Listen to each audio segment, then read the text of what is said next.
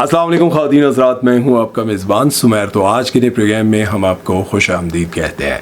दोस्तों, आज भी हमारे पास बहुत ज़बरदस्त किस्म की अपडेट्स हैं, बहुत ज़बरदस्त किस्म की ख़बरें हैं। लेकिन सबसे पहले हम बात करेंगे रमशा खान के बारे में। अब आप सोच रहे होंगे कि रमशा खान के बारे में क्या खबर आ गई।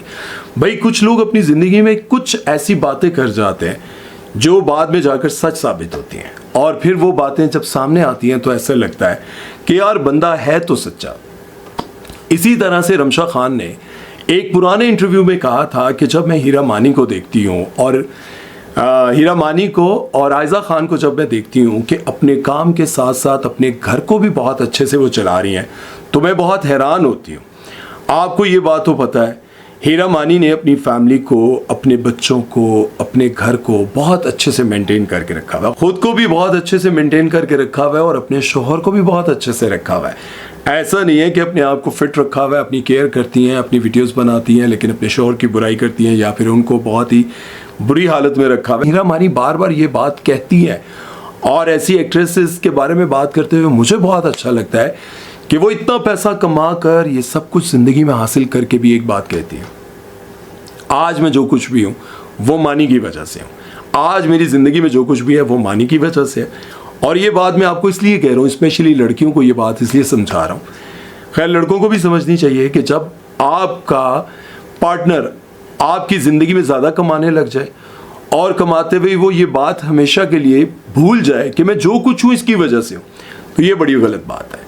हीरा मानी बताती हैं कि मैं जो कुछ हूँ वो मानी की वजह से, और मानी की वजह से क्यों। हीरा मानी से शादी करने के बाद हीरा मानी बन गई, बहुत बड़ी स्टार बन गई। आज सिंगर भी हैं, मॉडल भी हैं, एक्ट्रेस भी हैं।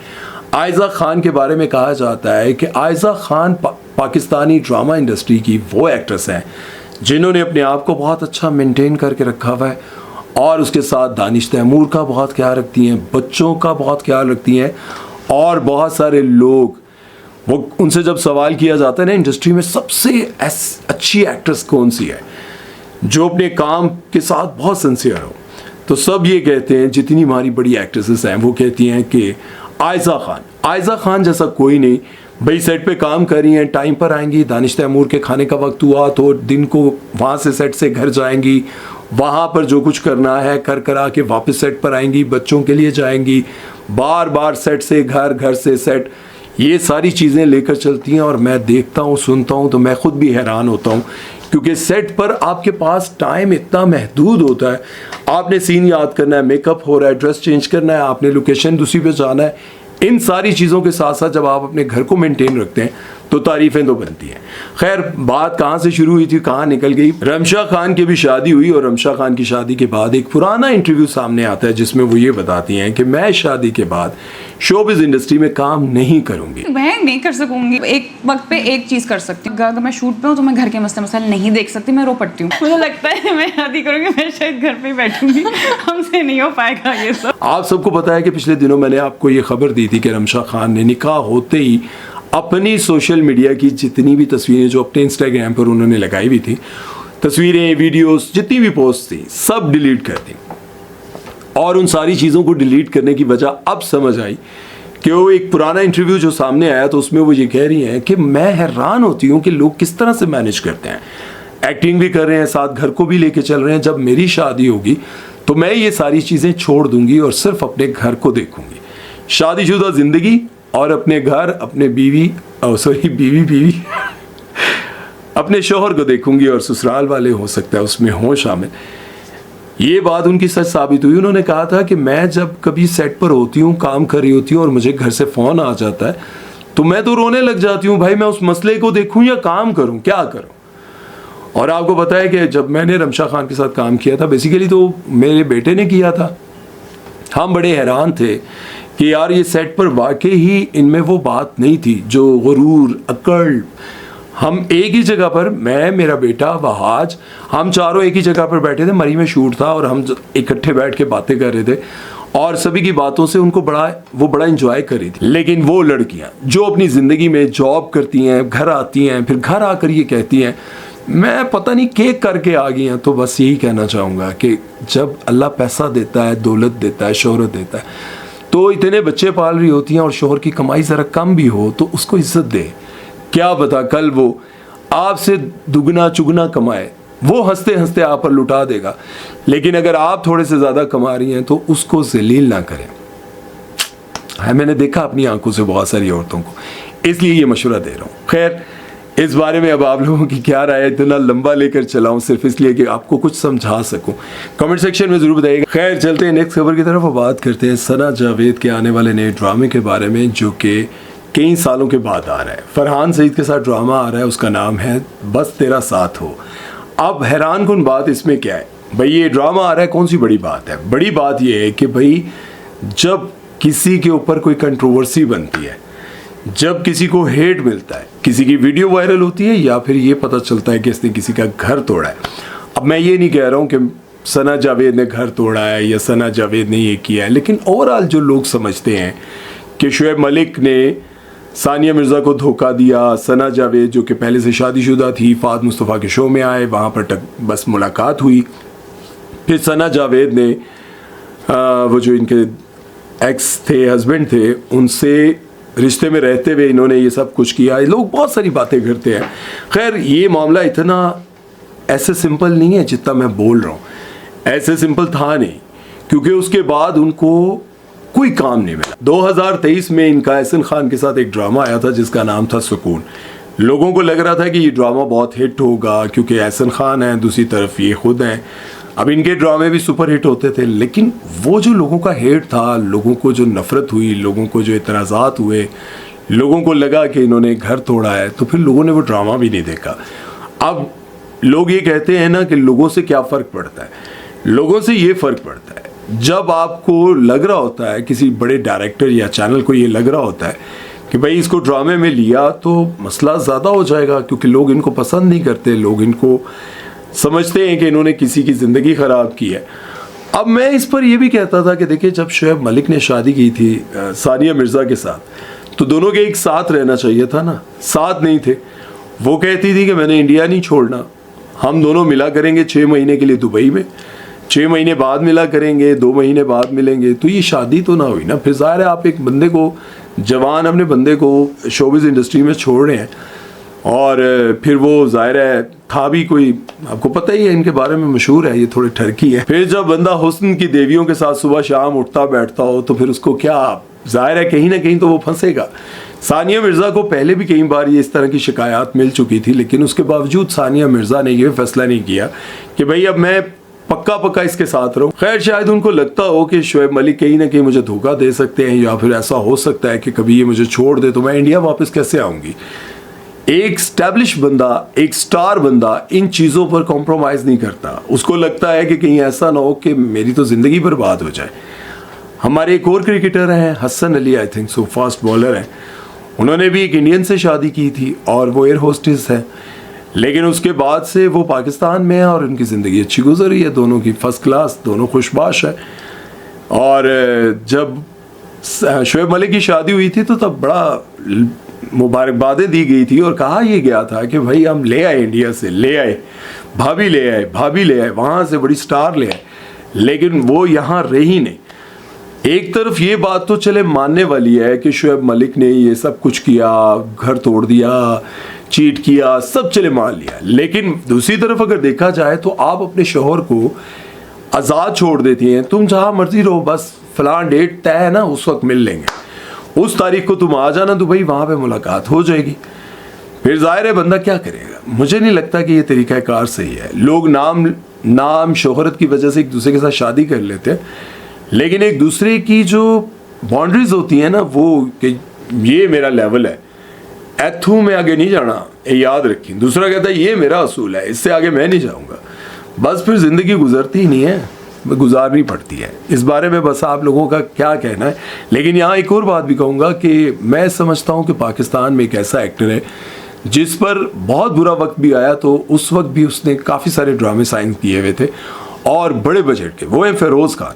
फ़िरोज़ खान की ज़िंदगी में ये वक्त आया कि जब हर तरफ ये मामला चल रहा था कि फ़िरोज़ खान ने अलीज़े को मारा है, उसके साथ बहुत बुरा सलूक किया। पूरे पाकिस्तान के एक्टर्स, हर बंदा जो है वो फ़िरोज़ खान के ख़िलाफ़ हुआ था, लेकिन सेवन स्काई वालों ने तब भी उसके लिए प्रोजेक्ट्स आगे रखे हुए थे, भाई करने हैं तो तुमने करने हैं। तो ऐसा बंदा बहुत कम था। मोहसिन अब्बास हैदर को देख ले, जब उनका वाइफ के मामले पर बहुत बड़ा वो उनकी वाइफ ने बताया कि भाई इसने मुझे मारा है, मेरे साथ ये ज़्यादतियाँ की हैं, ये देख लें आप, मेरे पे तशद्दुद किया करता था, मुझे खर्चा नहीं देता था, किसी और के साथ इसके चक्कर थे, बाहर लड़कियों को पैसे खिलाता है, तो ये सारा मामला जब सामने आया तो मोहसिन अब्बास को सारे ही प्रोजेक्ट से निकाल दिया गया था। मोहसिन अब्बास के सारे ही काम रुक गए थे। तो ये वाहिद ऐसे एक्टर हैं जिनकी ज़िंदगी में बहुत इल्ज़ामात सब कुछ आया, लेकिन उसके बावजूद इनसे काम दूर नहीं हुआ। ये काम से दूर होते रहे लेकिन काम इनसे दूर नहीं हुआ। अब खैर इनका ये ड्रामा आने वाला है ARY पे, बस तुम ही तो हो, क्या नाम है जी?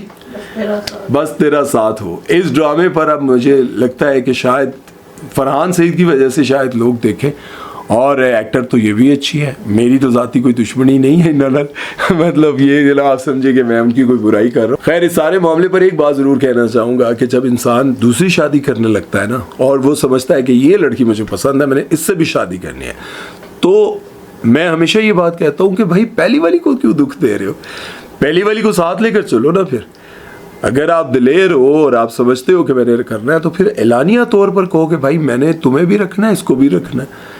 हाँ, ये तो नहीं कि दूसरी वाली को आप इतना तंग कर दो वो कि यार मेरी जान छोड़ तू जा, पावे किसी आओ हैं किसी दिन अलविका। तो ये बात ज़रा तकलीफ दे होती है। मुझे लगता है कि ये मर्दों को नहीं करना चाहिए, औरतों को भी नहीं करना चाहिए। खैर इस बारे में आप लोगों की क्या राय है कमेंट सेक्शन में ज़रूर बताइएगा। खैर चलते हैं नेक्स्ट खबर की तरफ, वो बात करते हैं जी अली दयान के बारे में। उनका निकाह हो गया और निकाह के बाद लोगों को लगा कि अब सारी गुत्थियाँ जो हैं वो सुलझने लग गई हैं।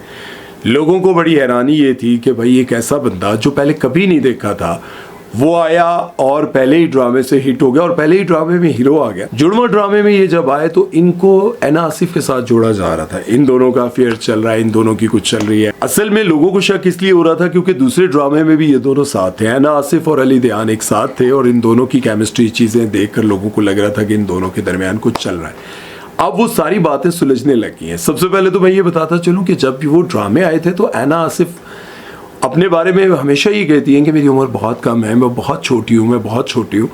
तो मेरा नहीं ख्याल कि जिस बच्ची के साथ माँ बाप भी आते हो और वो इस तरह से करती होगी, मुझे नहीं लगता। बहरहाल लोग बहुत ज़्यादा जोड़ रहे थे, ये चीज़ें कर रहे थे। लेकिन अब अली दयान का जब निकाह हुआ तो सिंध की बहुत बड़ी मिनिस्टर है शैला रज़ा, उन्होंने एक पोस्ट लगाई जिसमें उन्होंने कहा कि अल्हम्दुलिल्लाह मेरी भतीजी का निकाह हो गया अली दयान के साथ। अब जब निकाह हो गया और जब ये खबर सामने आई तो लोगों को लगा कि अच्छा ये वजह है कि भाई जिस बंदी के साथ, जिस लड़की के साथ उनका निकाह हो रहा है उसका ताल्लुक भी शैला रज़ा जो कि एक बहुत बड़ी मिनिस्टर हैं, सियासी उनका बड़ा स्ट्रॉन्ग बैकग्राउंड है, बड़ा अच्छा उनका कैरियर है।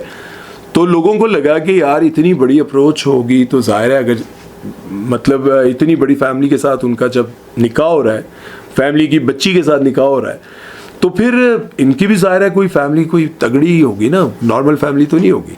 तो लोगों को ये बात बड़े अच्छे से समझ आ गई कि भाई पहले ही ड्रामे में हीरो कैसे आ गए, क्योंकि आपने देखा होगा कि जो लोग भी हीरो आते हैं उनकी कहीं ना कहीं कोई हिस्ट्री चल रही होती है, बहुत ज़्यादा नहीं तो कहीं ना कहीं उन्होंने मेहनत की होती है और एकदम डायरेक्टर को या प्रोड्यूसर को लगता है कि इस बंदे को ले लेते हैं। लेकिन ज़्यादातर ऐसा होता है, आपने देखा होगा कि बहुत सारे हैंडसम, स्मार्ट, अच्छा बोलने वाले, जिनकी आवाज़ अच्छी होती है, स्टाइल अच्छा होता है, अंदाज़ अच्छा होता है, वो अगर ऑफिस के किसी कैरेक्टर में आए तो सारी ज़िंदगी उन्होंने ऑफिस में ही गुजार दी उसी कैरेक्टर में। कोई निकाह पढ़ाने के लिए बाबा जी मशहूर हुए तो आपने देखा होगा बस वो निकाह ही पढ़ाते जा रहे हैं, निकाह ही। बहुत सारे ड्रामों में आपने निकाह पढ़ाने वाले एक ही बाबा जी देखे होंगे। पुलिस वाले भी आपने एक ही पुलिस वाला देखा होगा, वो मुछों वाले हैं, यहाँ पे तिल भी है, वही हर ड्रामे में पुलिस वाला बना हुआ है। इसी तरह जब वो आता है ना स्क्रिप्ट, कहते हैं आप और ये तो चलो उसको करा लवांगे ना, ये तो उसको मतलब छाप लग जाती है। तो ये खबर मुझे समझ में आती है कि यहाँ पर उनका कोई बैकग्राउंड नहीं था इस हवाले से कि उन्होंने कोई स्ट्रगल की, लेकिन स्ट्रॉन्ग बैकग्राउंड ज़रूर था जिसकी वजह से उनको बड़े कैरेक्टर्स मिले। बहरहाल अल्लाह ताला उनके निकाह को बरकतों वाला साबित करे, उनकी ज़िंदगी में खुशियाँ आएँ, दोनों खुश रहें, आबाद रहें, और शोबिज़ में वो लोग जो दूसरों से हसद करते हैं, नज़र लगाते हैं, लड़ाई झगड़े डलवाते हैं, उनसे दूर रखे। शोबिज़ में नहीं, खैर हर जगह पर मौजूद होते हैं, किसी को हंसता मुस्कुराता कोई नहीं देख सकता, सच में इसमें कोई झूठ नहीं है। इसलिए अपनी ज़िंदगी को बड़े मोहतात तरीके से गुजारें, इंजॉय करते हुए, खुश रहते हुए। और बड़ी बड़ी बातों को बर्दाश्त करना आसान तो नहीं होता, लेकिन कभी कभार मजबूरन भी बर्दाश्त करना पड़ता है। बड़ा दिल चाहिए होता है वो बातें बर्दाश्त करने के लिए जो आप नहीं कर सकते। लेकिन फिर भी मैं ये कहता इसलिए हूँ क्योंकि जीना तो है, जब तक सांसें चल रही हैं तब तक जीना है। और फिर इस तरह तो जियो ना यार कि ये बोझ ना लगे। थोड़ा बहुत अपने आप को ज़रा दिलेर बना के जियो।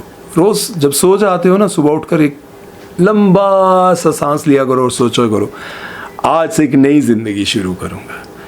करते रहो। सदा यहाँ कौन रहा है जो हम रहेंगे, हमने भी तो चले ही जाना है। ख्याल रखो अपना, खुश रहो, आबाद रहो, सुमैर चौधरी की दुआओं के साथ रहो। अल्लाह हाफिज़। वाह वाह, शेर तो अच्छा बन गया यार।